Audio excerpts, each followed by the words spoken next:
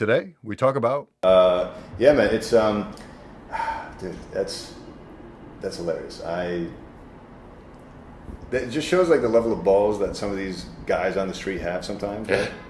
It blows me away, and I'm thinking that's also another reason that these LA people have more of like a not restriction, but like they're more held back as far as like engaging with people, just because they're more well known than comics in general. Like we know comics because we're in the comedy world, and like this is like holy shit, that's Godfrey or whoever, and but someone else might be like, who the fuck is that? I've never heard of that. Is it Gilbert Godfrey? Like so right. I feel like it's a very niche thing, especially nowadays with the internet, Netflix specials being tossed in every 2 days. It seems like there's a new special on there. It's like Jesus, like you almost have to find your niche.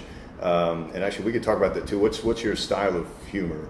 Because I was just watching Netflix last night, just trying to catch up on what's new in the comedy scene on Netflix. And like 3-4 of the specials I watched, I was just like, I am not interested in this at all. It's like, and clearly people are laughing, but this is clearly their crowd, and it's not mine. So, I'm I mean, my style of stand-up, I've been trying to define for a long time. People ask me that, but like it's a lot of like, when you see my act, it's a lot of talking about drinking, drugs, or sex, but not like real vulgar. Like it's like a very PG-13 way. Right. And then I don't know, I talk about corn nuts too sometimes. But like it's really Puerto Rican lizards. I don't know what it is, like why I write so many jokes about like, oh, this one time we were all drunk and such happened. It's a lot of storytelling. Probably because I do drink a lot and do a fair amount of drugs for a 30-year-old. And that's is that like a bar scene type of? You have a conversation, it goes well. You're like, oh, maybe I'll take this to the stage. Is that? Oh yeah, absolutely, yeah. Or it's so many bits too that you tell someone a story in a bar and they laugh real hard and they're like, you got to tell that on stage. Okay. And that rarely works. But probably because you're drunk, right? You gotta try it again sober, maybe. But yeah, no, I feel like my comedy has somewhat of a broad appeal because it's like I'm telling drinking stories to a crowd of people who are out drinking for the night. You know what I mean? Like we've got that rapport already. Yeah. I noticed that you were very well cadenced, if you will, if that's a term. The time I saw you with Craig Gass in town and whatnot, so that was a fun weekend. Man. It was. Yeah, Great. I missed your set, but he actually let me go on the next night for the Late Show. I did a quick opener for him, and that was a lot of fun, just having people in the crowd and just my style is more just speaking about my experiences as a doctor, and I'm slowly incorporating more of like my goofy, corny, cringiness humor that I bring to YouTube that I've been way more open expressing, that I'm trying to bring that now to the stage. It's a lot harder, obviously, live in front of an audience, trying to connect with them to make them laugh. But what I appreciate about your stuff is your ability to really zone in and keep your cadence at a level that really engage the. You recall what happened when you were hosting that show that you brought me up at, right? Yeah. So right before we went up, the comic who was just before me. Yeah, Todd Wilhite. Yeah. He ended his set like as he was shaking hands with you. He goes, "So like, what race are you? Or what are you?" Yeah. And I was just like, "What?" And are you Turkish? No, I'm Persian. Persian. Okay, Persian. So, that was right. But it's funny because like I look like anything possibly. Like even back before the mustache and the goofy hair, I was constantly confused for either Italian mostly or Greek. Yeah. End of the summer, if I have a heavy tan going, I get Mexican a lot. Yeah. And literally people will. Because I'll have people guess, because I'm always curious, like, what are you going to think I am? I'm always curious what it's going to be, and no one can really pinpoint it. Iranian is like the last thing on people's list usually. I guess Persian a lot for people. Really? Yeah, it's one of my go-tos for ambiguously. Well, not most people. They definitely. It's always like, oh, I don't want to guess, or they've guessed like 3-4 things, and it's everything but Iranian. It's like Filipino. You name the country, I've been called it. Yeah. And then I'll be like, no, I'm actually Iranian. Like, oh, that was going to be my next guess. So I'm sure. Yeah, sure. But yeah, man, it's a very ambiguous look, especially when I don't have like a heavy tan, because I spend a lot of time indoors lately. So it's I guess it kind of works for me to. No, dude, it's a good look. Yeah, you're not a bearded white guy, man. Try getting booked as a bearded white guy. Yeah, I've heard that's kind of a struggle, but I don't know. I would argue the white crowd is pretty strong these days with some of my newer favorite comics. Andrew Schultz, Tim Dillon. I don't know if you follow any. Tim Dillon's great. Yeah, Giannis Pappas. I'm actually going to go see him tonight at Gotham. Okay. Yeah, he's he's Greek, but he's, I guess technically white, right? Yeah. And then who else? Yeah, Chris DiStefano. I don't know if you follow his stuff, but he, also full on like. Oh yeah, he's straight up white. Yeah, he's very Caucasian, very hairy. So I'd say there's a space for everybody. It's just you got to find your niche and it's rough, man. I don't know how. Actually, I wanted to ask you about. You were mentioning how you were doing the shows, and I'll have you plug it at the end here. But I remember, if you can talk about this more specifically, because I didn't get a chance to ask you about this after your set. Yeah. But you were telling that funny story about some cocky comedian who his intro that he gave you was that he opened for Dane Cook once. Yeah. With him. Yeah. That I found hilarious. But is that like a well-known comic? Is that like just an open micer who just happens to be in the circuit? You're in town? No, it's not a well-known guy at all. Okay. Yeah. And I shouldn't say his name on the podcast, but it was just some guy who's way too proud of a credit we were all laughing at. Right. So. Yeah, the only reason I bring it up wasn't to expose him or anything. I don't want to do that. I just was curious how much of that story was false versus exaggerated versus. Oh no, I mean, like most of the stories I tell, they're like the exaggerations are like about 10% of it. You know what I mean? Just like you tell the story, then you've got like those few parts where like I need to laugh in here, otherwise I can't tell the story on stage. And so then you squeeze in something that like. But yeah, there's a story like that, you couldn't embellish it too much, otherwise it would take the piss out of the story. Right. Yeah. No, it was funny as is. I was hoping it was true. It was like, oh, that is hilarious. No, it's very much a true story. Yeah. Jesus. Do you tell that story often? Is that like a go-to joke? I rarely tell it. Yeah. Okay. And then so back to the grip thing. Actually, I was curious about how it works with you being in New York. Because it sounds like you're in New York fairly consistently. Is that because is something set up in your contract, or like I want to be in New York for certain projects, or it's just the nature of the business? No, I get most of my work in New York. Okay. I'm here probably 7 months of the year.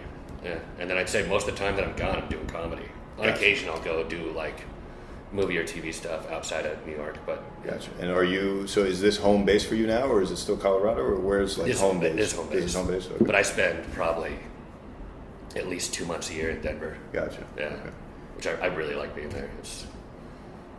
They've got a cool thing going, and their crowds are killer. So many people moving to Denver, and they're looking for stuff to do, and just like, I mean, like, have you tried running a show in New York yet?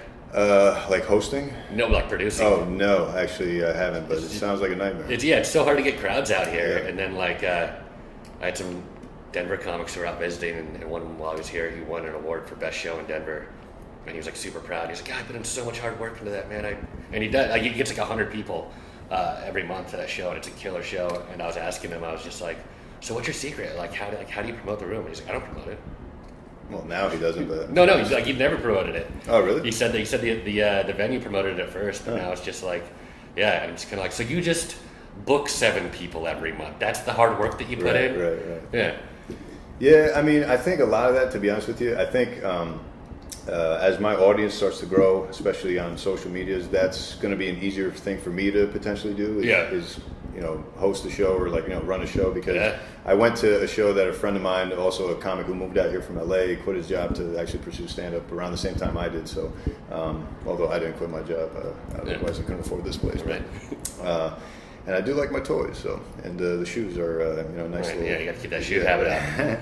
But yeah, he actually produced his first show yesterday, so I went to that, and actually it was fairly decently attended. I mean, it was a small little bar setting. The seats were filled. Where was it? It was in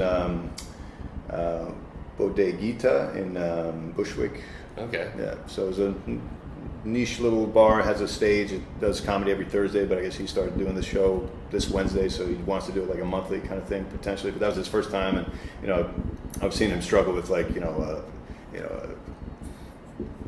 well, first of all, his set, he was nervous, like, oh, these are my friends, I gotta do well. He doesn't do that well, and he's like freaking out about it. But I was like, dude, for your first show, I thought it went phenomenal. I was like, I couldn't pull off this many people to show up to something that I was doing. Right. But I say all that to say, with the social media stuff, I think that would be easier to do once you have a consistent following, especially in a bigger city, especially in New York where I'm at, where you could draw more people more consistently if they know that you're doing a show and you're. And I don't have like a shoe thing like you. I don't have like a YouTube following or anything. Yeah, that's the thing. Yeah. I don't know why more comics at least don't do more of their just exploit their hobbies. Yeah, just either, and if not, just exploit your hobbies. If your hobby is just doing stand-up, which, from what I hear consistently, and I'm sure you have some thoughts on this too, like making stand-up your only thing is maybe a little too much. But but even if it is, then start to promote it on Instagram, YouTube, put up your better sets or your highlights. I put up every set I've ever done, which I've been told is a big no-no. No, don't do that. Yeah. I mean, it's no big deal when you're starting out, but just take them down later. Well, I mean, I keep them up just because, for me, I've noticed people are now just kind of like watching my journey, almost like a live, not live, but like it's like almost like a reality stand-up progression TV series. You don't want someone just to watch one of your early things and be like, no more of this. Yeah, but to be honest with you, what I've learned from doing social media and YouTube for a couple of years, like people's memories are so short. They, they don't really track from one to the other. Right. And I've noticed like people like, oh man, this set you did much better than the last set. That's cool. Or like, hey, I'm seeing you crush it with this joke, whereas it was a dud the first time you told it. I'm seeing the progression. That's really cool. So it's kind of been fun to have people kind of follow along in the journey of like how, to make progress in this, and how much effort it takes, and how it's not all highlights. It's not like so-and-so comic is crushing it every night. It's like he's going to have bad sets too. They just don't tell you about it. So, right. I feel like that, again, going back to the rawness, I feel like that's the avenue I'm bringing. But I mean, that's just specific to me. I'm not encouraging everybody else to do that. But definitely using social media more. I think a lot of comics don't focus on that as much as they should. Like they're waiting on the Colbert call up or Comedy Central to book you or whatever, or Comedy Cellar or these clubs to book you. I feel like you're better off just like doing your own thing. They say that it's easier to get yourself famous first these days. Like that's the better path. Exactly. Yeah. And it's much less miserable and much less validation and questioning of yourself, where it's like, oh, am I good enough? Like, yeah, you're good enough. You just got to find your crowd, and you're going to find that on the internet first. With, of course, at first, like people scattered all over the country, let alone different countries in the world are watching you like, oh man, I'm a huge fan from Sweden or Tokyo or whatever. So that's not going to help with like drawing a comedy crowd. But eventually, as the audience progresses and gets bigger and bigger, and as I continue to get better and better, then that will allow me to book my own shows at Caroline's or Comedy Soul or whatever. Like I can then go to them and be like, hey, I've got 50 people guaranteed to show up to the show. They're going to sell out. Whatever venue do you want to produce the show or have me on to feature my own show or something. It's not a bad route at all. Developing a bunch of followers for sure. Getting an email list going that's how I've seen like people their shows really take off. They have like an email list where they and it's I make sure to be very engaging with my fans and addressing. Obviously, the majority of them are sneaker related, so that's the thing. But, you're sneaking.